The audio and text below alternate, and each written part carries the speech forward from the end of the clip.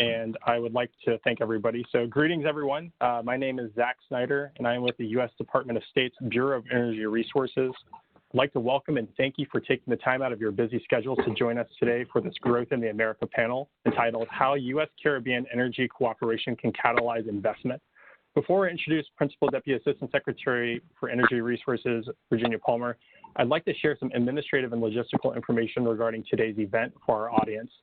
I'd like to request that you please mute your mic unless you're addressing the group. You should have received a message when you first logged into the event for a notification that we are offering Spanish translation services on a separate conference line. I actually just initiated this, so these are live. If you are in need of Spanish interpretation, please dial the number 877-226-8163, and the access code is 850-3860. This information is also provided in the chat box at the bottom right corner of the screen. I'd like to remind all our audience members that this event is closed to the press, and we will be applying Chatham House rules for the panel discussion, as we deeply appreciate and thank you for your compliance. Finally, the conclusionary portion of the event will be an open Q&A discussion for our audience's participation. Therefore, we encourage audience participants to please submit their questions to the the chat box at the bottom right corner of your screen, as we will address these questions during the segment. So the same chat box with the call-in information. Now I'd like to introduce our speaker for today's opening remarks. Ambassador Virginia E. Palmer became Principal Deputy Assistant Secretary for the U.S. Department of State's Bureau of Energy Resources in November 2019. She is a career member of the Senior Foreign Service. Throughout her 33-year career, she was most recently the Deputy Commandant and International Affairs Advisor at the Dwight D. Eisenhower School for National Security and Resource Strategy. She served as U.S. Ambassador to the Republic of Malawi from January 2015 until June 2019. There, she oversaw an annual bilateral assistance budget of more than $500 million in the work of 11 U.S. government agencies. As Deputy Chief of Mission and Charge d'Affaires at the U.S. Embassy in South Africa from 2011 to 2014, she was responsible for the strategic direction and operational effectiveness of 1,100 staff from 28 U.S. government agencies and oversaw a $480 million annum PEPFAR HIV/AIDS program budget. She negotiated an agreement with the South African government for its takeover of HIV/AIDS care and treatment programs at the first such transition in the world. As Deputy Chief of Mission and Charge d'Affaires at the U.S. Embassy in Vietnam from 2008 to 2011, she promoted major trade initiatives and helped shape new U.S. dioxin Agent Orange remediation efforts. Ambassador Palmer obtained her master's and did her doctoral studies at the University of Virginia. She received a BS/FS from Georgetown University and attended Washington University in St. Louis. She speaks Chinese and French. Ambassador Palmer, thank you so much for joining us today. The floor is yours.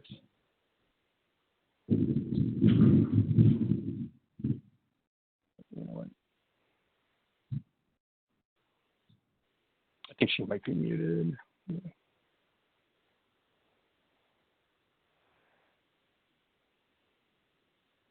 Mixture of ma'am, I'm sorry.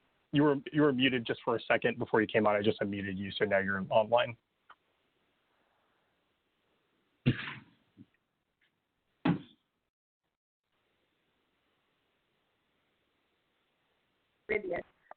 I am sad to report in my experience, though there is still time, I hope.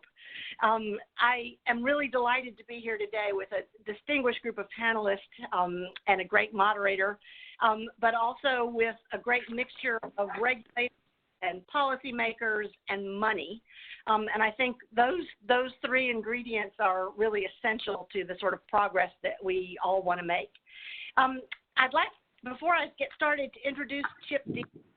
He's on our screen, Nathaniel Dean, new Director for Energy for Europe, the Western Hemisphere, and Africa.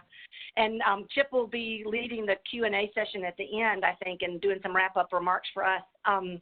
But we're really glad that he's on board and driving really important new engagement with this part of the world. This meeting is also very timely, I think, because speaking of engagement with this part of the world, it follows on Secretary Pompeo's travel to Santo Domingo for President Abenar's inauguration.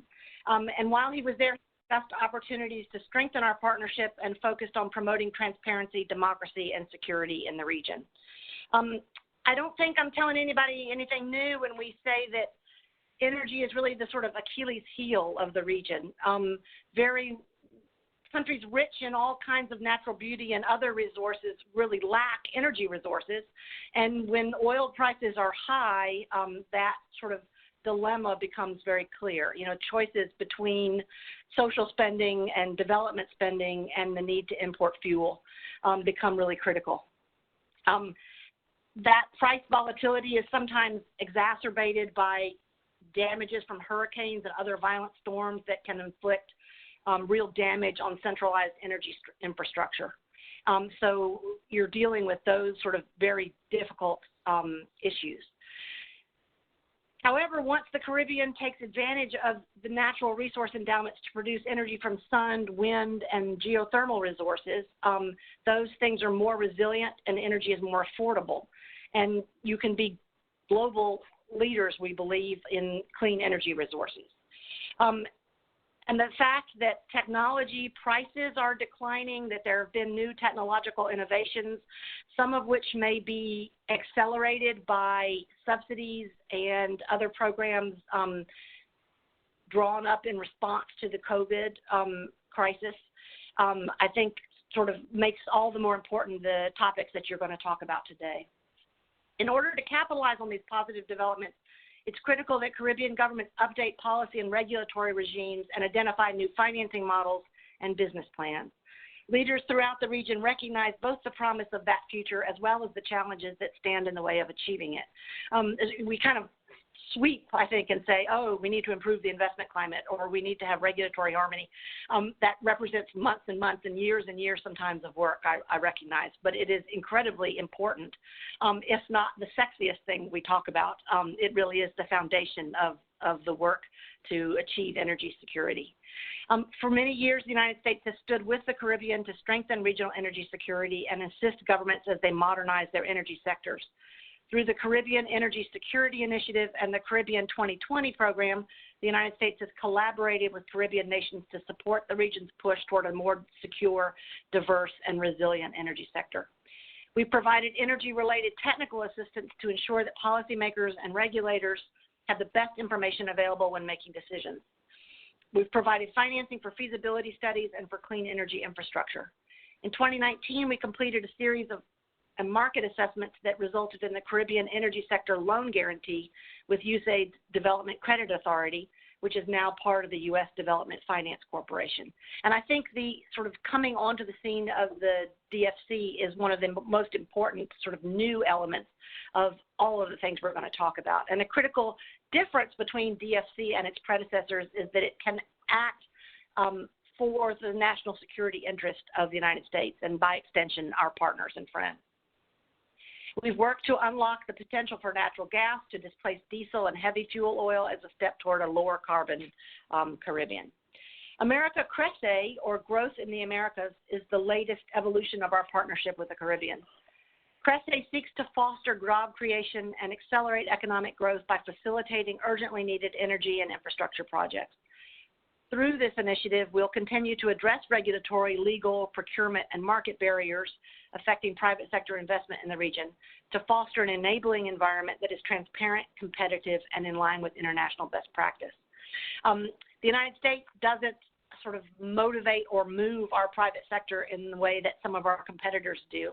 But once those investment climate ingredients are right, our private sector can be ahead of every curve because of better technology and flexibility and sort of freedom from corruption that I think all of your governments want to work with. So how is Cressay different from previous initiatives? We've taken the parts of previous work and added new resources that will allow us better to address the challenges facing the Caribbean. For example, Cressay will now allow us to bring to bear a comprehensive toolbox to support energy and infrastructure projects from early stage feasibility studies through final investment decisions to assist countries to improve their regulatory frameworks and procurement structures to meet the requirements of project financing. While we have long supported U.S. companies investing in Caribbean energy sectors, we've stepped up even more with the private sector to better facilitate connections to opportunities in Latin America and the Caribbean. Activities including hosting business-to-business and business-to-government roundtables, supporting trade missions and study tours, undertaking commercial feasibility studies, sharing best practices to improve the investment climate, and supporting new infrastructure project financing through the DSC, as I mentioned earlier. And if you have ideas for ways that we can do more of that, or you have particular people that you think should be invited to that, or sub-regional meetings or groupings where you think that exchange of ideas would be most fruitful, please let us know.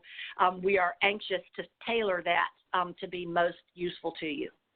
We're enthusiastically committed to working with all partners, both public and private, to assist countries in the Caribbean to realize a better energy future that not only improves energy security by diversifying energy sources, but also boosts economic growth and provides a cleaner, healthier environment for everyone.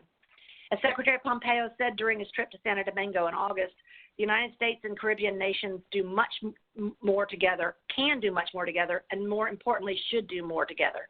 We're natural allies and natural partners. Now is the time to move forward with even closer ties. Through Crece, there is much such opportunity. So our goal today is to listen to what you have to say and to understand how the new tools and the ways of working together through Crece can move us along towards energy security.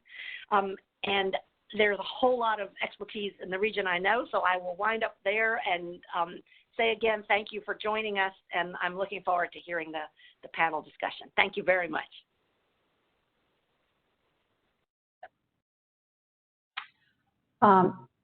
Thank you, everyone. I'm Lisa Vasidi, the Director of the Energy, Climate Change, and Extractive Industries Program at the Inter-American Dialogue, and I'll be moderating the session.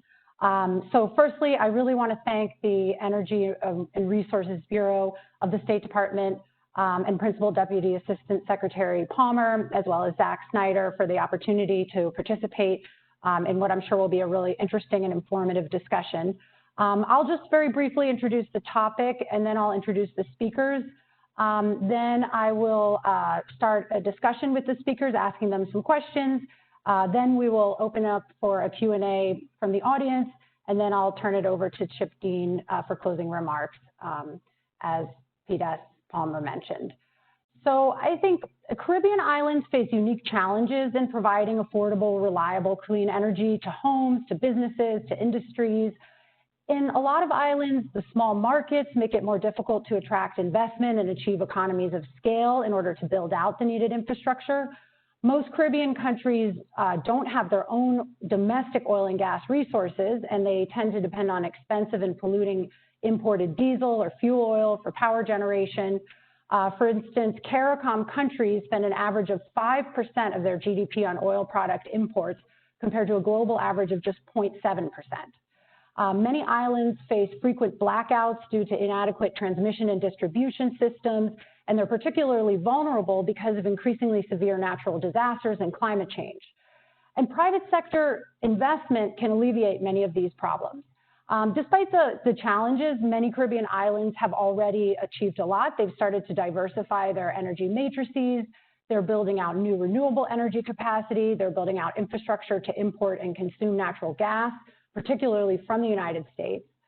So today our panelists will talk about the main barriers to attracting private investment in Caribbean energy markets, policies and regulations that could help to overcome some of these barriers, how recent developments like the global pandemic and the drop in oil prices might impact the Caribbean region, and opportunities for U.S.-Caribbean energy cooperation, and we'll ask them to give their ideas for how this could be improved. So our speakers, I will just go in order of the invitation. Juan Cruz Monticelli is the Section Chief at the Executive Secretariat for Interrural Development at the Organization of American States. Sean Lalani is President of Eagle LNG, whose Jacksonville LNG export facility will export U.S. natural gas to the Caribbean Basin. I'm sure he'll talk more about that. Allison Jean is CEO of St. Lucia's National Utility Regulatory Commission. And Fitzroy Vidal is Principal Director of Energy for the Jamaican Ministry of Science, Energy, and Technology. So Fitzroy, let me start with a question for you. So speaking from a policymaker's point of view, what are you seeing as the biggest barriers to attracting private investment in the energy sector? I very briefly mentioned one, but could you tell us more about the biggest barriers that you see to getting private investment to come into the energy sector for Caribbean economies?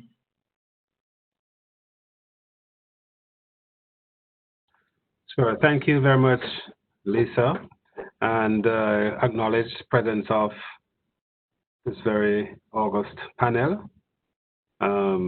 Thanks to Zach also for moderating. And also thanks for the invitation to participate in this webinar. To the question of the challenges that policymakers find mitigating against attracting investment in our energy economies in the region, most of the countries, if not all, are currently in transition. We're in transition because, as you rightly cited, much of our economies have been energy import dependent. We've been importing resources from overseas, usually very expensive, and for many of us it is liquid fuels for electricity sector. We are in transition because many of us do have energy policies now which seeks to achieve greater integration of renewables, cleaner energy technologies, and above all, to seeking to diversify our economies. What I find to have been the most beneficial in attracting investments is once there's a clear policy position taken by the country and by the region. I say that because we have governments that when there's a change in government, oftentimes there's a change in the priorities for that country. But many of us are seeing where you have a agreed policy position that have significant buy-in from the population and from the political parties, then there's often continuity. And then the emphasis more is on how aggressively each administration is seeking to implement. That is the case in Jamaica, where successive administrations have changed since our policy started. But we have not seen a change in the focus, but certainly we have seen a change in how each administration seeks to accelerate implementation of the policy. So very importantly, if there's not a clear policy position, that becomes a barrier because it breeds uncertainty and it allows mixed signal in the marketplace. So that's a barrier if we don't have clear policy positions. Another barrier is that if your legal framework is not undergirding your policy intentions, if you don't have a strong, robust legal framework to ensure that your policy prescriptions can be implemented. For example, Jamaica says that we want to achieve a certain level of renewables in our energy mix. If we don't have a legal and regulatory framework to facilitate the procurement, the investments that are required to make the transition take place, then that also often works against what the country is trying to do in a much broader sense. And I think it is typical for many of our other Caribbean countries. If there are also market barriers, limited human capital, hard to come by sustainable technology in some respects, but very importantly is that if you don't have information to guide your decisions, if you do not resolve what is the deficit that you have in information, what is your true state of implementation, what is the mix of your energy resources, what is the resources available to you even. So what we thought was important to do was to do a resource mapping for solar, for wind, for hydro. We've completed feasibility studies as well, and we're making all this information available. So lack of information mitigates against the investment that you want. So we sought to put information out, do the studies to accelerate the process of implementing the project. And we do have some successes that we could speak about. So in addition to that, financial barriers exist. Oftentimes our economies are heavily debt burdened, and therefore the fiscal space to support some of these investments is very limited. And so we're proud of the support we get from our international development partners and through bilateral arrangements to help the country make these developments happen. Oftentimes it is in technical assistance or capacity development. It is sometimes for studies to be undertaken. It is sometimes for to assist with the procurement. But we find that it is very important to have good relationships with international development partners, all of which are extremely generous and helpful in seeking to help countries implement their policies.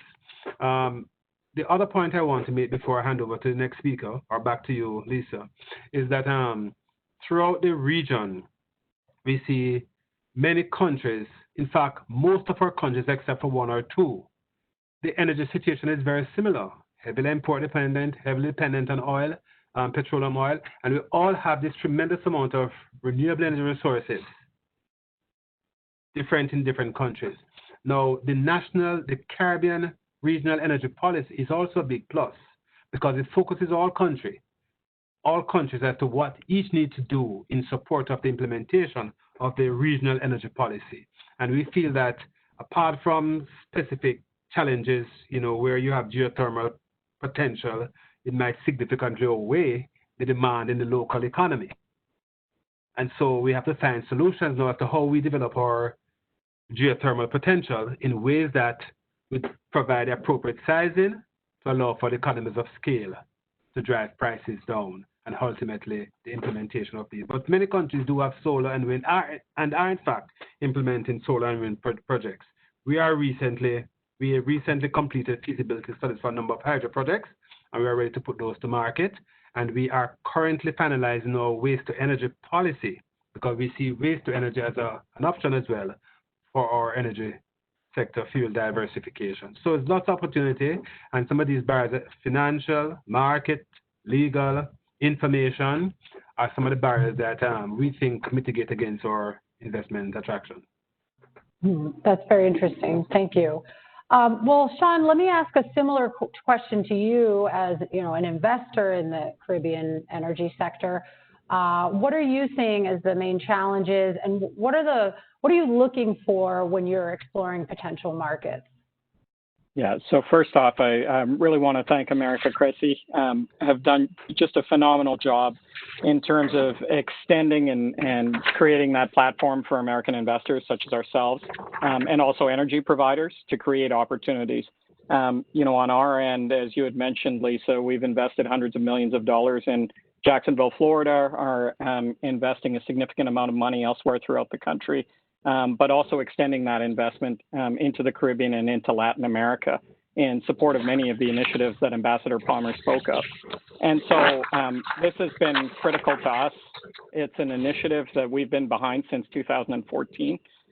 One of our hallmarks has always been flexibility in terms of what our potential clients, what our potential end-use markets are looking for. And so one of the pivots that we've made here recently is that we are supported by a $15 billion private equity fund based out of Houston.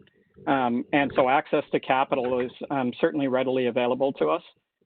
We're very fortunate in that the developments with USGFC, which the ambassador spoke of, creates all new pools of capital in terms of strategic investments that are in the best interest, not just of the United States, but the region, quite simply in terms of creating energy security.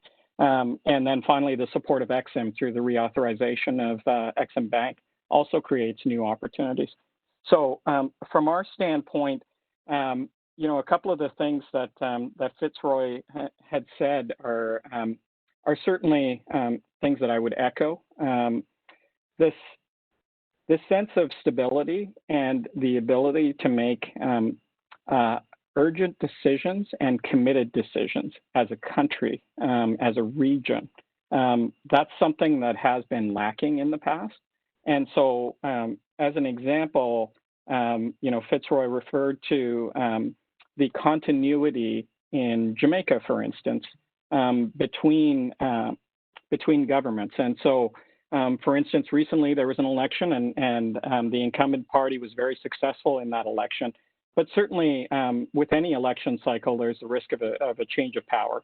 And so ensuring both an orderly change of power, but also a continuity in terms of the policy priorities of a prior administration, particularly in respect of energy, relative to a new administration. And so in the case of Jamaica, we had seen this in, around the 2016 timeframe, when we had an orderly transition of power. We had a change from one party to another party, but yet a continued commitment to the energy policy initiatives of the prior administration because they were in the best interest of the Jamaican people. And so to see that stretch throughout the region is certainly something that's crucial, is to know that the policy priorities are national priorities, not necessarily just one party's priorities.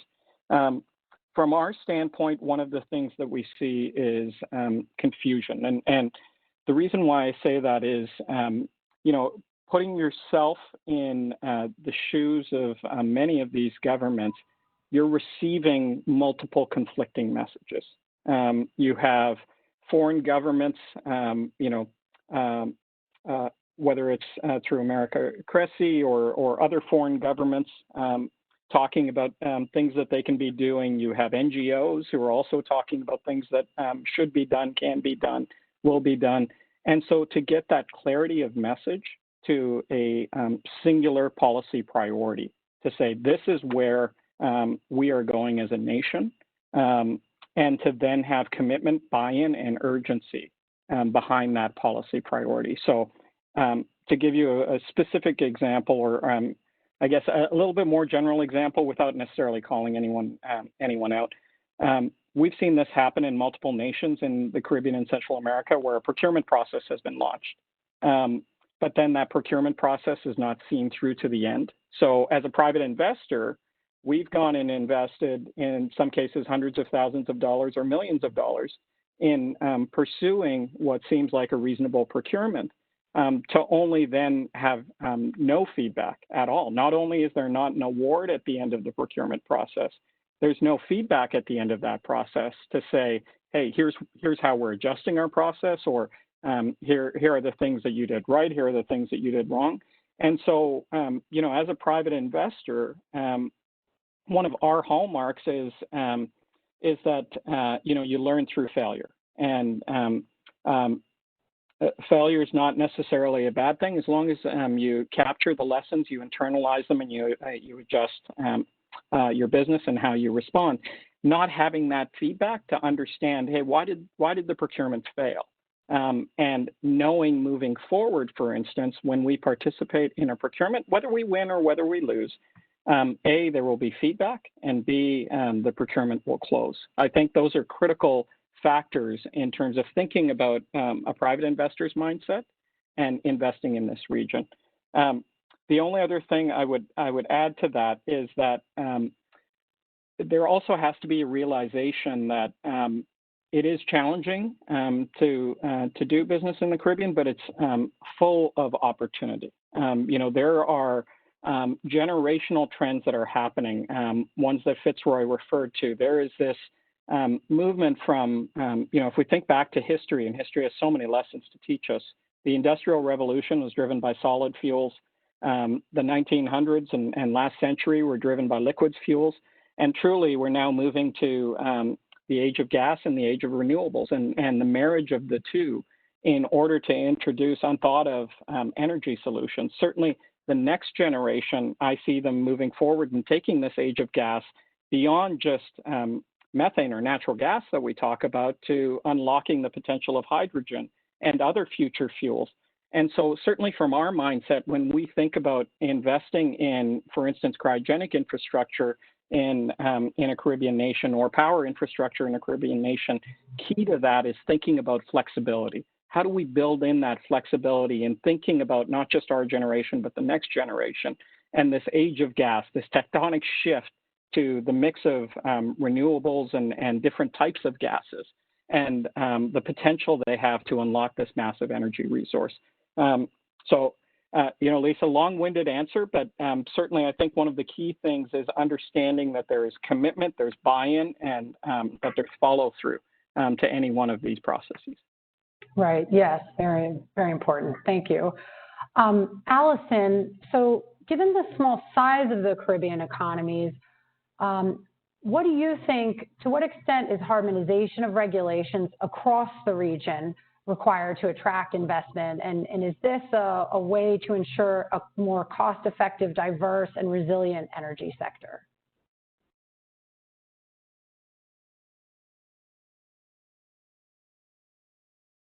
I think you need to take yourself off mute.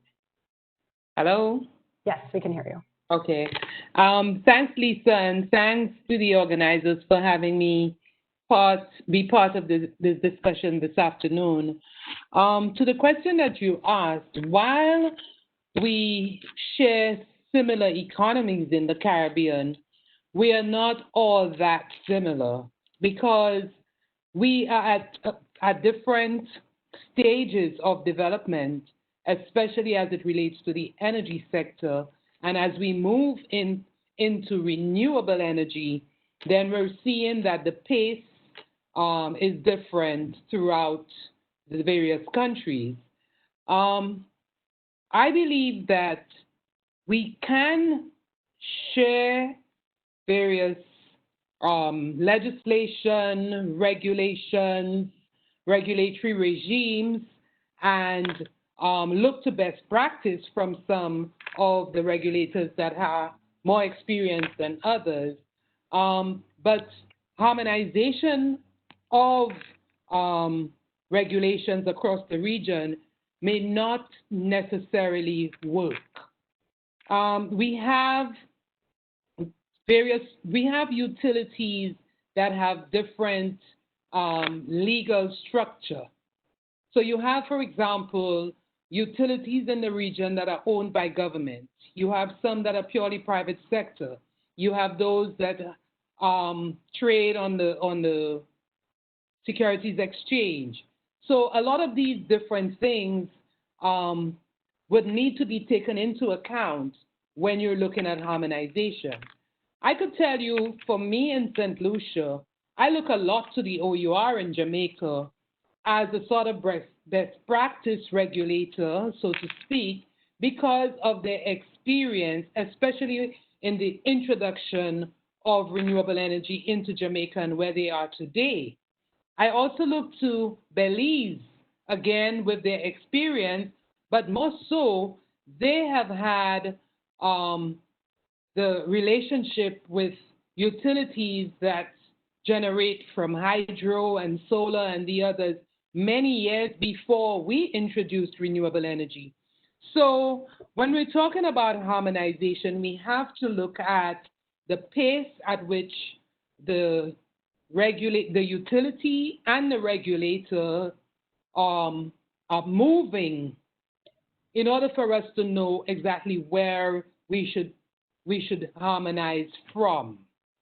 But we must also recognize the peculiarities of each individual jurisdiction and be able to shape our legislation and guidelines to suit the particular environment. So the NERC in St. Lucia and the PERC in Grenada are maybe about the same age, because we came about within an ISERA project that was financed by the World Bank. However, even with these two new regulators coming on stream, we are still not as similar as we would want each other to be. So I'm saying all of that to say that, yes, harmonization, as we saw in the telecommunications sector for the OECS Caribbean countries, it has worked and it has produced success. But I'm not sure whether the energy sector can use the same mechanism to get to where telecommunications has gotten today. Right, yeah, so maybe it's really more about best practices and trying to make everything similar in such different countries. That's correct. So Juan Cruz, let me go to you next. What have you seen is the impact of the COVID-19 pandemic, as well as the drop that we've seen in oil prices for the Caribbean region? I know you organized an event on this and you've looked quite a bit at this topic, so wondering if we can get your thoughts on that. Sure. Thank you, Lisa, and thank you for having me for this event. So overall, what can be said is that the islands in the Caribbean performed quite well compared to their mainland counterparts in terms of avoiding the worst of the health consequences of COVID-19. And there's a combination of reasons why this is the way it happened. Geography is one of them, and then also the decisiveness of governments in the Caribbean who put together timely and stringent measures during the lockdown period. Having said this, the pandemic did reveal the fragility of several socioeconomic assets in the Caribbean, especially tourism, food security, health, and digital infrastructure. So, 2019, the Caribbean enjoyed a continued economic expansion and good forecasts for 2020, which were very promising, and all that went away in March of this year. And so the IMF is now forecasting a 10.3% contraction in tourism-dependent economies. Remittances in the Caribbean, which are very important, especially in some countries more than others, they were also impacted. And now, looking at numbers again from the IMF, tourism accounts for 50 to 90% of the GDP and employment for most of the Caribbean countries and territories. And so we can take, a notion of how bad this is, no? And then if you look at the cruising industry, the aviation industry, and tourism, and these industries will change forever. Travel insurance is another cost that is expected to rise. So the market model upon which the Caribbean depends so heavily will change in the face of COVID. This is something unavoidable. In terms of energy, what we saw and what utilities saw is a drop in demand, and it was very pronounced. And 25 to 40% of power sales in the Caribbean are driven by the hospitality sector. So evidently, the loss of tourism income also implies a loss of incomes in terms of energy and electricity being sold. Decreased sales and loss of revenue for most utilities, where peak demand fell by 10 to 20%, and energy sales fell between 10 and 25%. Now, what's interesting is that in some islands, there was a little reduction in energy sales, but a significant loss in revenue, meaning that they are still selling energy, it's just that they're not collecting the payment. And there is also an increase in some cases of non-technical losses. So why this? Well, people don't have money. They can't pay their bills. And there are also some moratoriums and discounts on payments that were implemented to help people overcome the hurdle. This also translates into a loss of cash flow for most utilities in the region, which were also forced to stockpile on some items, special items, that are needed, and special equipment needed to keep the lights on the islands. So with regard to the drop in fuel prices, so we know that this started with a failed agreement between OPEC countries and Russia. That was 6-7 months ago. But also in the Caribbean, there is an interesting element, and it is that many utilities in the Caribbean, whether government-owned or privately owned, they engage in fuel hedging over a period of time in the past. Now, spot prices were much lower, especially in the first half of 2020, compared to those same prices locked by these utilities a few years ago. So this means, of course, an opportunity for utilities who didn't engage in fuel hedging to do it now, or to do it, a few months back. But it also means that it's a cause for concern for those utilities that paid up a price which they thought was very competitive a few years back, and then they realized, well, that the price of oil plummeted, and now we're forced to sell electricity to our customers at the same rate that they were paying last year. And customers look at their bills and say, but wait a minute, oil prices have gone down. Yes, but the utility is still paying the price that it locked a few years back. So this is a cause for concern. So overall, lower fuel prices did not affect the determination of governments and utilities in pursuing renewable energy projects. That's the impression that we get and what we've seen in our events that we've run at the Organization of American States. There is a strong willingness and interest from the commercial sector in reducing operational costs, and they see renewables, LNG, and other solutions as good options to reduce those costs. And in addition to that, the countries are very keen still on building up their long-term resilience by becoming more efficient and by advancing indigenous resources. So, however, in spite of the fact that, yes, governments, they want this change, they're looking into the transition, they're very committed to it, and we saw it with ECBA, with the Energy and Climate Partnership of the Americas, which is a program funded by the State Department, which we implemented at the OAS. We met for a ministerial meeting.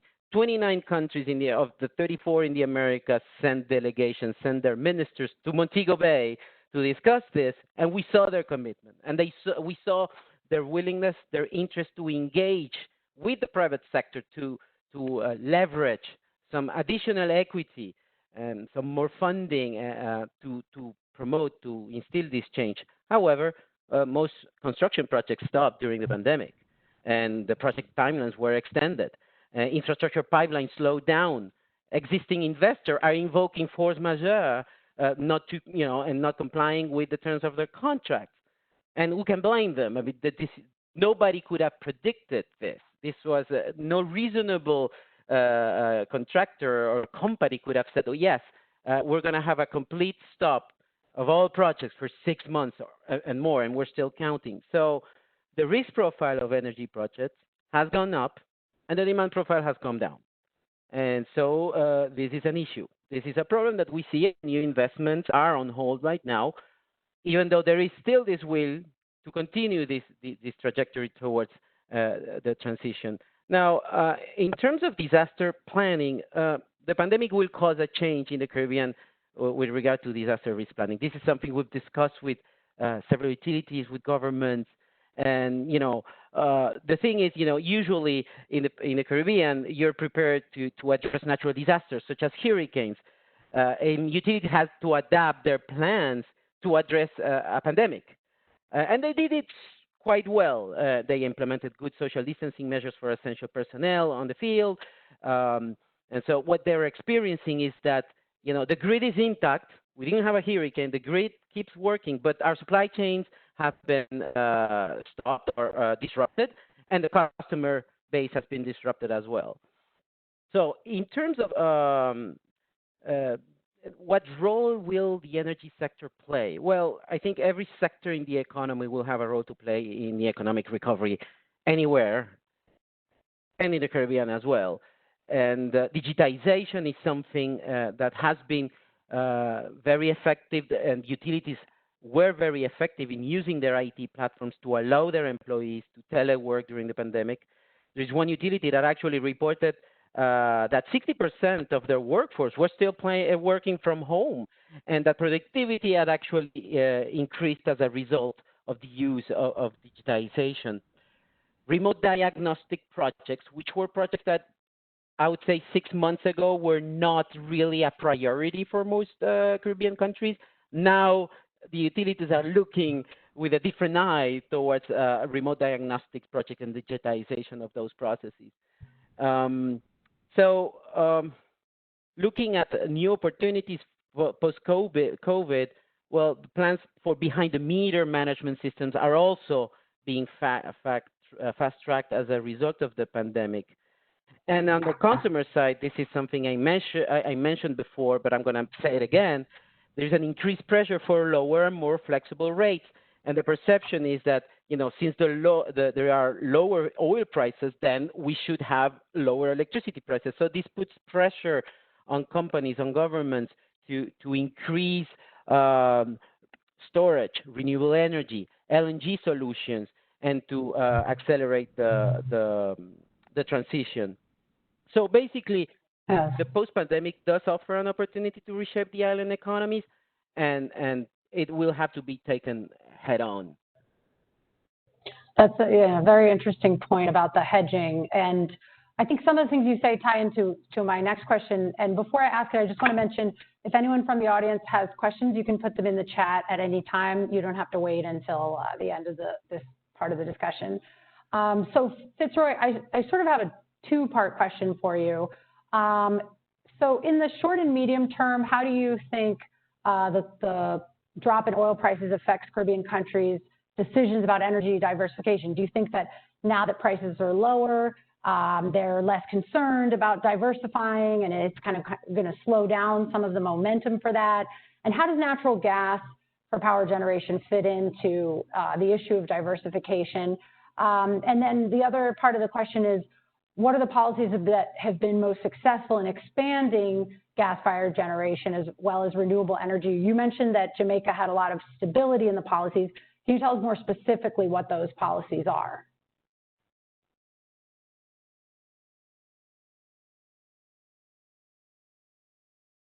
Sure. Thank you, Lisa.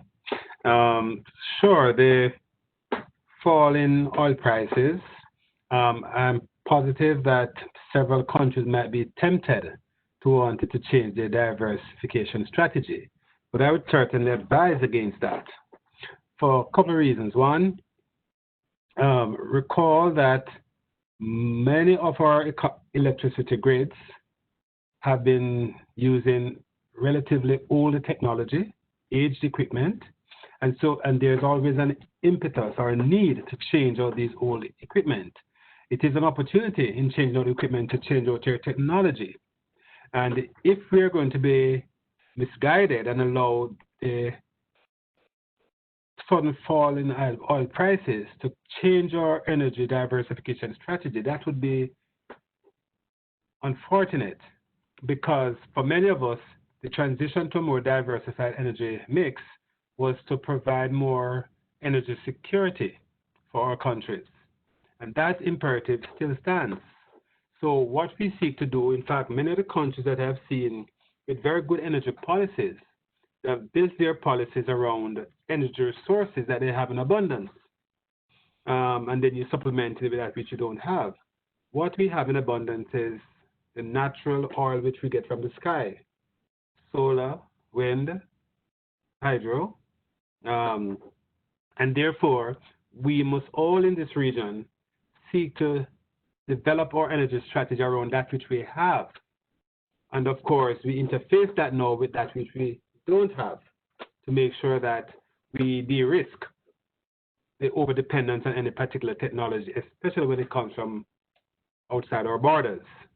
So in the short to medium term, I do not see that causing any change in Jamaica's energy strategy for fuel diversification, and I would hope that our other neighboring countries are so determined, particularly because of the regional policy that sets its own standards and targets that we must also pursue for the benefit of all. Remember, we're also battling climate change, and that means that we're also concerned about sea level rise, we're concerned about global emissions, and therefore we must, and because we are most vulnerable as small island states to these atrocities coming from global and climate change, and therefore our determination to pursue fuel diversification must be solid and fixed as we go forward in the medium to short term.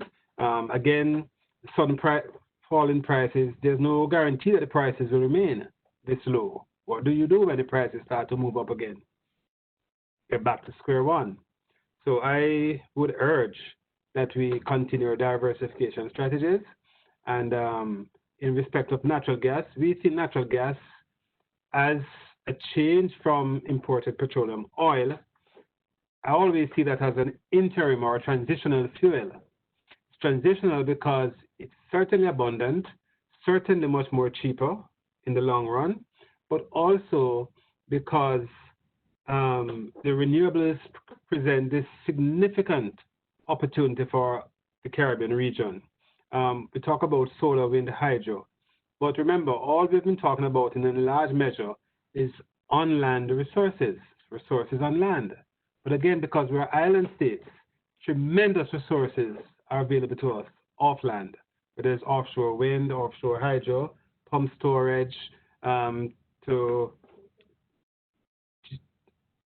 geothermal options as well.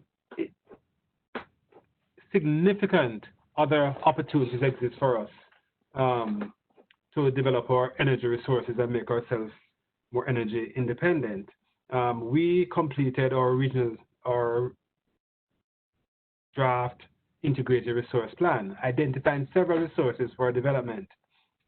And as we pursue that program through to 2037, we are looking to implement our first tranche of generation procurement, new technology, new projects, up to 500 megawatts of new capacity by 2025, and significantly more through to 2030 and 2037. So I think there's an opportunity for us to dig deep in developing our clean energy technologies. So, Sean mentioned earlier about opportunities in gas, not only in liquefied natural gas, but also hydrogen as an option that is emerging with very attractive prospects in terms of price and timing to development. So we must look at all our resources as a region, as individual countries, and seek to build systems and seek to do the research, do the resource mapping, understanding our capabilities and the potential resource capability, and craft our policies and our implementation plans around implementing more of those technologies which we have control over, that which we have homegrown to develop our indigenous resources. Through our integrated resource plan, we have identified significant opportunities to reduce our carbon footprint. That is very important to us as we make our own contribution under the Paris Accord and the Rio Agreement. Certainly, we feel that it is extremely important that all the stakeholders work together, right? And that's one of the things that I believe has been very helpful in Jamaica from a policy point of view. We work with all those stakeholders. We seek to build very strong relationships between our regulator, our policymakers, the utility operator, or independent producers, power producers, our energy services companies, renewable energy services company, energy efficiency proponents, and certainly the citizenry in the country. We try to build a broad-scale partnership because this affects us all. And as we move through this transition from a relatively old technology to more modern and new and clean technology, we have to bring the entire society with us. So it's not only from the grid type system, but we have a net billing program as well, which allows for significant participation of the local citizenry, generate electricity from renewable sources and export it to the grid, your excess. That has been working extremely well, and we're seeking to expand on that. It's just amazing the opportunities that present itself to us. And in the medium to long term, I believe that the opportunities are bright, and we should not allow the fall in oil prices now to deter us from the path of fuel diversification and as we pursue energy security towards energy independence. Thank you, Fitzroy. That's a very good point and a lot of interesting initiatives that you mentioned. Sean, let's talk a bit more about LNG in the Caribbean. How have you seen developments in small-scale LNG change the outlook for natural gas consumption in the Caribbean? Which are the islands that are importing small-scale LNG? And is this like a really significant source of their power generation? Is this more used for purposes of flexibility to close gaps? Kind of how is this helping energy sectors in the Caribbean? Yeah, so great question, Lisa. Jamaica is a real shining light when it comes to the integration of natural gas. For instance, on any given day, up to 40% of Jamaica's energy is produced using natural gas. And in fact, numbers even higher than that. As you start moving throughout the region, in the Dominican Republic, you've got about 25% contribution from natural gas. Region-wide, it's approximately 8%. So the majority of the region continues to be driven by petroleum products, with certainly renewables taking a larger portion and a larger chunk of that. but then having to determine things like ensuring grid reliability as you integrate renewables. Natural gas clearly pairs together very, very well in a flexi-fuel cycle method with renewables versus more challenges with either solid fuels or with heavy fuel oil, for instance. And so that really goes to some of what Fitzroy was saying in thinking about transition fuel and the role of natural gas vis-a-vis integration of renewables. And many well-scholared studies that have been written about how natural gas enables greater integration of renewables, particularly in small grids, by allowing you to balance that system and allow for the intermittency of renewables while still having the reliability of natural gas. I think there's some inherent trends that we need to talk about just for a moment here. For instance, in the United States, we know the largest contributor to carbon emissions, to emissions just frankly generally, including damaging health emissions, is the transportation sector. We know that the transportation sector is increasingly moving towards electrification, and it introduces fantastic opportunities as we start thinking not just about the United States, but also about the region and the opportunities for that electrification in terms of what the requirements and the needs are going to be for electrons. And I think the other trend we're seeing is around distributed generation and people truly taking democracy to the next level in the democratization of energy, the ability to produce your own energy with solar panels, rooftop solar, and businesses implementing CHP systems to produce their own power. It's a trend that has been ongoing now for the last 5 to 10 years, and that's only going to increase as we move forward.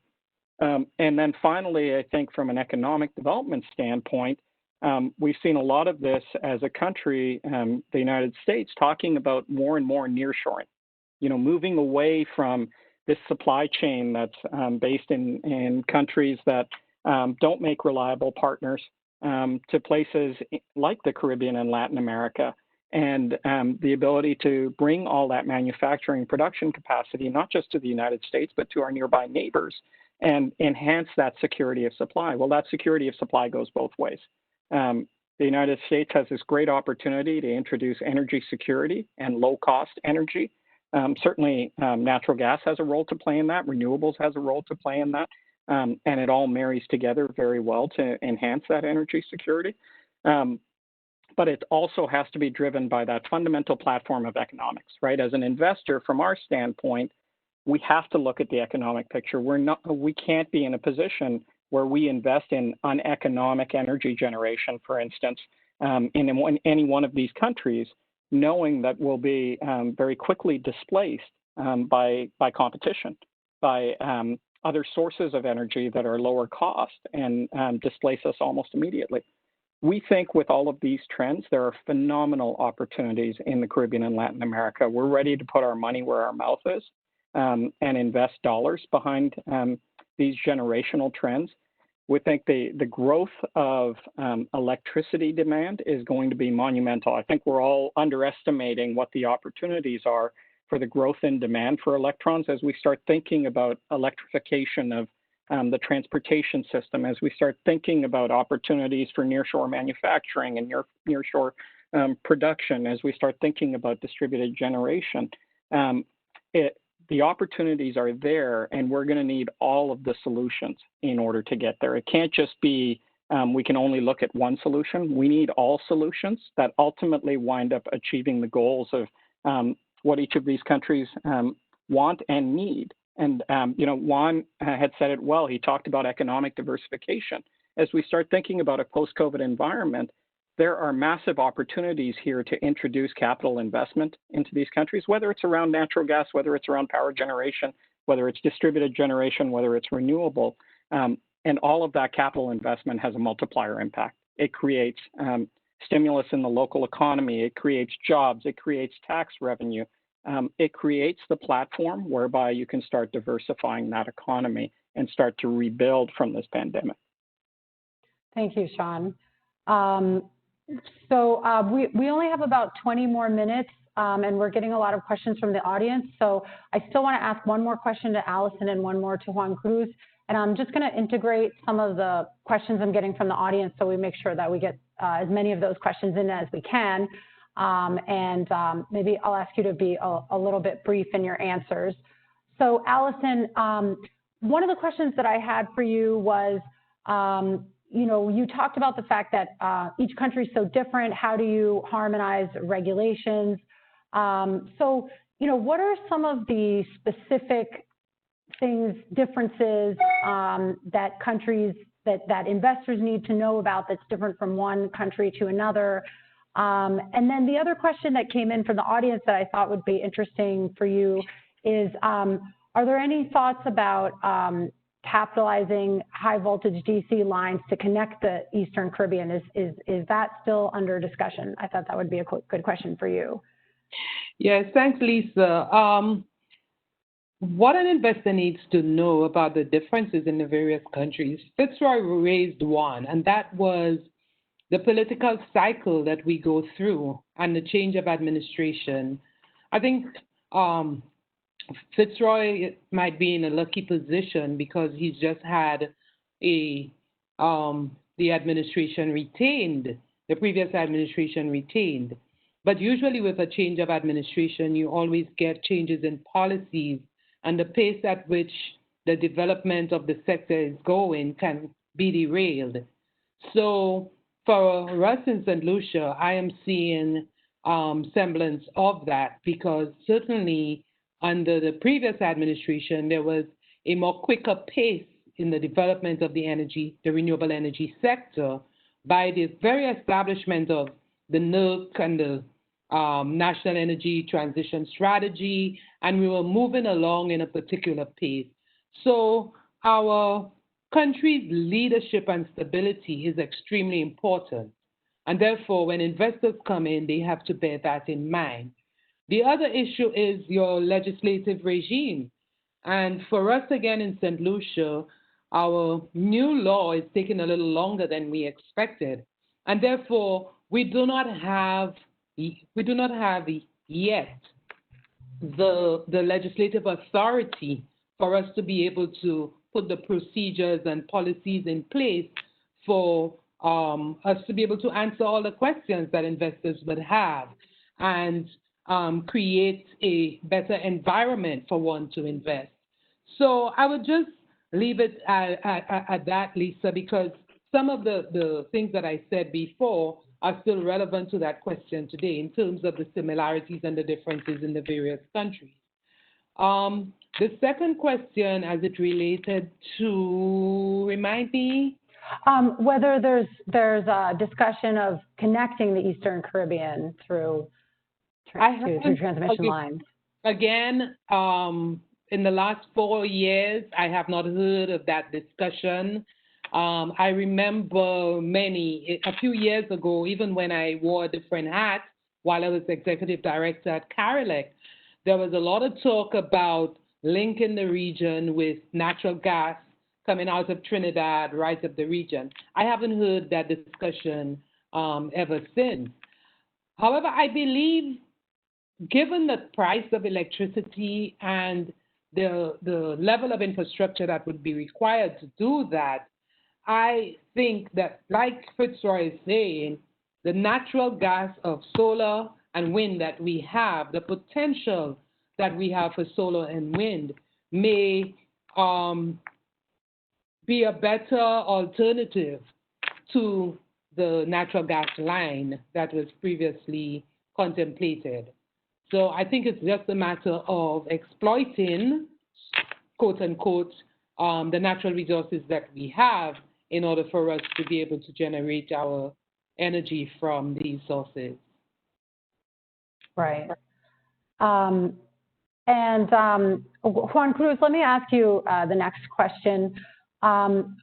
What are you seeing are the most successful examples of donor countries and international organizations facilitating private investment in the Caribbean? And how important is credit support for giving private capital confidence to invest with credit-challenged countries. So, I mean, you know, even though, of course, the OAS isn't a lender itself, but you work so closely with these other, you know, international aid and lending organizations. So I thought maybe you could explain. I think it's, since, you know, we're discussing América Crece, I think it's important to talk about the actual loan side of this, which is really the center of the whole program. So if you could share some thoughts on that.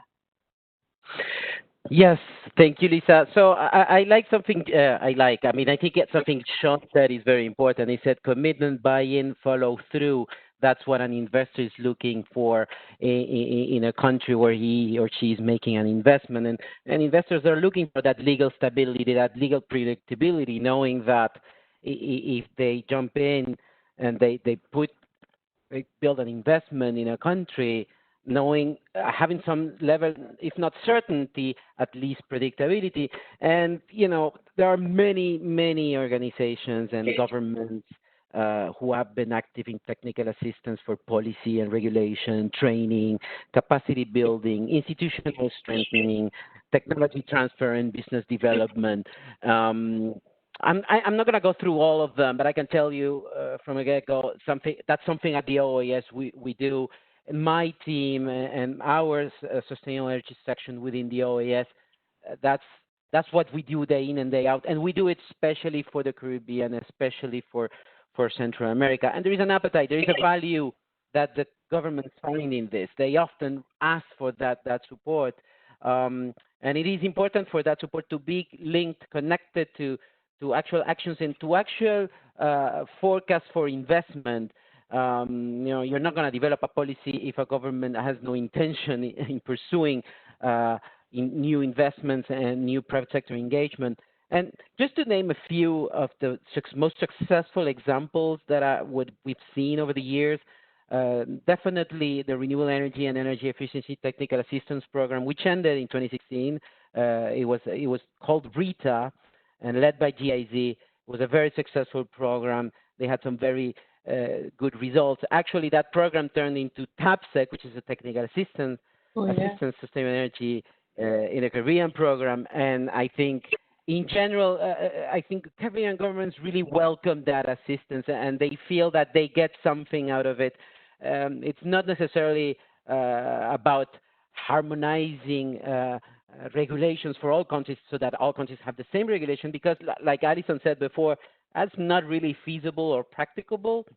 But it's about sharing those best practices and lessons learned that can be replicated. And sometimes those experiences come from insular states, but not even necessarily from this region, from the Pacific. So those experiences are good.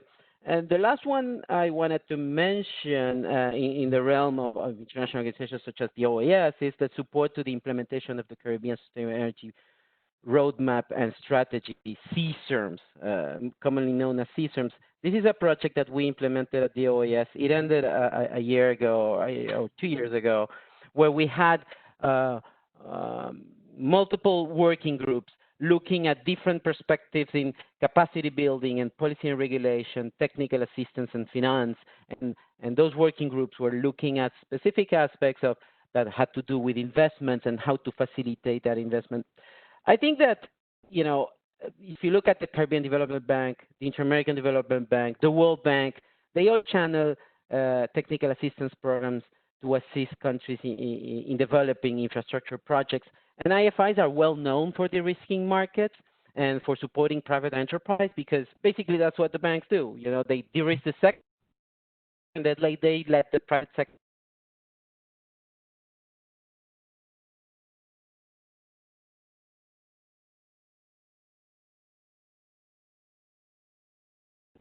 field, but in the end, that benefits the whole economy. There is two I consider what was achieved. One is sitting at the World Bank, and it's the Energy Sector Management Assistance Program. It's a partnership between the World Bank and 18 partners to help low and middle income countries, you know, reduce poverty and boost growth. I think that's one of the best programs that I've known. You know, it's been running for 22 years or so. You have governments such as Austria, Norway, the Netherlands, Denmark, Germany, European Union, Canada, Japan, all contributing funds, and also some companies. I think that's the one that has been the most successful that I know of at advancing private investment in the energy sector. And the last one, and this is a very old program. It was called the Caribbean Project Development Facility. It was before my time, I think before our time altogether. It was implemented in the 80s and mid 90s. And it was a program that was helping regional investors to make projects bankable by financing market and pre-feasibility studies. Now, one thing that we've seen a lot, and I'm sure that you're all familiar with this, the problem is not necessarily that you don't have projects and ideas that you can implement in the Caribbean or elsewhere.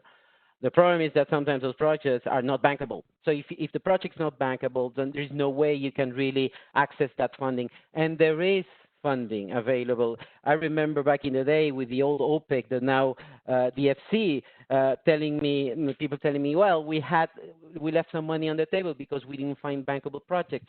A few years back, talking to people at CAF, they were telling me we were looking to invest in energy efficiency in Central America. We couldn't do it, no bankable projects. So I think if we could have something that would revive that concept where we help certain mid-level investors step up to the next level and develop good projects, projects that make sense from a financial perspective, that would be a plus. And there was an element about this CPDF, which was that the institution that was helping develop the projects would receive a success fee at the end. So they had some skin in the game. They really wanted to help build good projects that were bankable. That's an example in the past.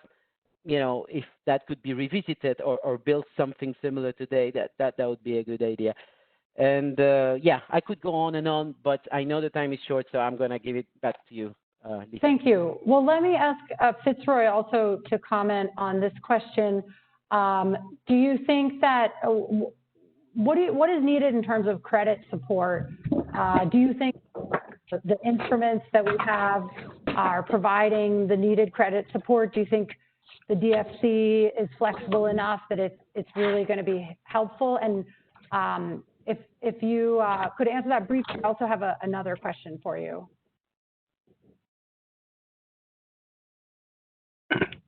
That question was mine? Yes. If you think that the credit support is, if we have the right instruments and if the DFC is flexible enough or something else is needed. I wouldn't criticize the instruments available now, certainly not. What I would love to see is more synergies between the country's program of implementation and the source of financing, source and cost of financing to support that program. I believe once there's synergy between the country's program along with the source of financing, then projects will move much quicker or investments will move. But we oftentimes spend time trying to match projects with a source of financing which has its own criteria that might not necessarily be aligned with the country's program. I don't know how better to say that. I think that certainly Jamaica has a program. We have a integrated resource plan. We have a schedule of investment that we'd like to see happen, right? And we are organizing ourselves to go to procurement. The sources of financing and the availability and sometimes the conditions attached to some of these instruments is what sometimes makes it difficult for implementing the projects. So I don't know if anything can be done to be fully abreast with the country's program of implementation so that when the procurement schedule is announced, then funds, whether directly to the government or directly to investors in the space, who would participate can be made available. And if the instruments are better tailored, it seems to me, then we would save some time. Okay, that's an interesting point. Yes, thank you. Allison, I have one final question for you. There's a question from the audience about distributed generation, which has been mentioned a couple of times, but more specifically, it asks, it says, you know, distributed generation can be expensive for an individual, but the cost of power is very low. So can there be a partnership between DG Solutions and utilities to help cover capital costs and charge for the power? You know, this is a very complicated, you know, kind of economic equation for utilities in every country. What do you see as the solution to that, and how are things moving in St. Lucia? Well, distributed generation is coming on quite nicely in St. Lucia. We have some constraints, but I am seeing within recent times the price is coming down a little slightly. There are a number of PV installers available, and they give a package deal. I'm not sure that the collaboration with the utility is what is the solution. What St. Lucia has done through a climate credit facility that was sourced through the World Bank, we were able to get somebody has the microphone on. Fitzroy, I think you. So what I was saying is there was a partnership with the St. Lucia Development Bank where low interest loans were provided to householders who wanted to do PV. I think that in itself has worked well. The other thing that we're doing from the NUC's perspective is seeking to simplify the interconnection agreements with the utility and the DG owner, so that some of the hurdles that they previously had with insurance conditions and other things, that we've stepped in from the NUC and sought to eliminate a lot of these barriers. So you're seeing more and more greater interest in PV through the credit facility, as well as the NUC's intervention on removing some of the barriers. Okay, great. Well, Sean, I think I can really quickly ask you one final question. We've got 1 more minute. I'm not sure if you know the answer to this specifically, but you could comment kind of on the issue more broadly. So the question is, the Dominican Republic just incorporated a coal-fired power plant, which serves about 1/3 of the current energy demand of the country. I wonder if there may be U.S. financing opportunities to convert this plant to be powered by natural gas. So if you could comment on the DR specifically, or if maybe just, if you want to just comment on the general question of, are there a lot of opportunities to convert coal to gas? Yeah, so, you know, I will hesitate to wade into something as politically charged as the new coal-fired plant in the Dominican Republic. It was filled with a lot of controversy when it was built, and certainly its execution has been filled with a lot of controversy. I would say in terms of opportunities for conversion, they're absolutely immense. You know, I kind of go back to my prior comments about thinking about the impact of these generational shifts that we're seeing, the electrification of transportation, the democratization of power generation through distributed generation, the role of gas, and I'm not just referring to natural gas, the role of gas in all of this in order to enable and support this, and the level of energy that we actually need when we think about the development of all of these economies. Most of the generation, as I mentioned previously, in the region is still petroleum fired. And so much of that generation can be converted over to natural gas and can be done relatively inexpensively. There are massive opportunities to do so. What we have to make sure that we level set on, though, is long-term competitiveness. So, for those listeners who know the power sector, you can't have a plant that produces at a 15 heat rate convert over to natural gas and expect it to be long-term competitive, because a 15 heat rate isn't competitive. Nowadays we can come in with a gas-fired solution and generate 100 megawatts at a high 6 heat rate, maybe low 7 heat rate. That combined with the fact that a gas-based solution, 80%, 90% of that fuel cost is actually put into economies like the country that we're going into, as well as the United States. It's capital. It's not actually the underlying commodity. You've removed that exposure from the equation, and you have all sorts of reliability in terms of your cost, in terms of your flexibility, your ability to integrate renewables and grow the adoption of renewables and the electrification of your transportation grid. There are massive opportunities throughout the region, both in terms of existing generation, because there is a lot of efficient generation that's been installed in, call it, the last 5 to 10 years that can be readily converted to gas, in addition to new generation, which is a combination of both gas-based generation as well as renewable generation, and thinking about the growth of the grid and the growth of this distributed generation and democratization. Thank you. Well, I think a lot of ideas were proposed here about how to improve the América Crece program to diversify the energy matrix of the different islands and promote economic growth.